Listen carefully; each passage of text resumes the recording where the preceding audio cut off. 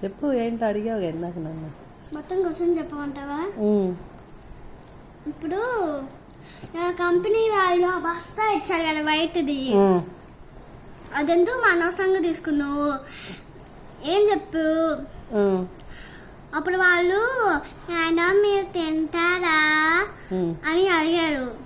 నేను తిన్నాను, మా వాళ్ళు తింటా అని చెప్పావు. ఆ ఇంటికి వచ్చిన తర్వాత పక్కింటి ఆంటీకి ఎందుకు ఇచ్చావు? నువ్వేం చెప్పావు? అప్పుడు ఆంగర్ మన ఫ్యామిలీ, ఆంగర్ మనమే కదమ్మా అని చెప్పావు. ఆమె ఏమన్నా మన ఇంట్లో ఉంటుందమ్మా? ఏమి కూడదా? మనోళ్ళేగా. అంటే మన ఇంట్లో వస్తున్నారా? మన ఇంట్లో ఉంటేనే మనోళ్ళు అంటారా? అయితే అమ్మమ్మ వాళ్ళు మన ఇంట్లో ఉండట్లేదుగా, మనోళ్ళు కదా.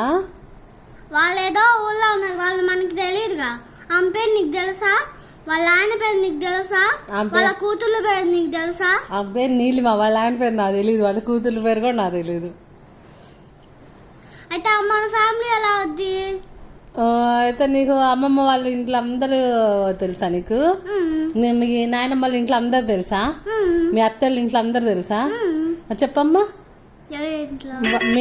మీ అత్త పేరు తెలుసా? వాళ్ళ ఆయన పేరు తెలుసా? నాకు వాళ్ళ ఆయన పేరు తెలియదు కానీ నాకు అత్తది సాయకది తెలుసు.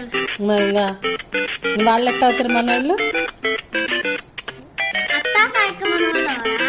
మరి వాళ్ళ ఆయన కూడా తెలుసు. ఇప్పుడు అంతే, ఆమె కూడా మనోళ్ళు కదా, వాళ్ళ ఆయన పేరు నాకు తెలియాలా?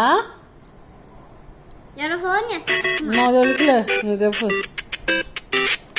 నేను చెప్పింది చెప్పు, అంతేనా?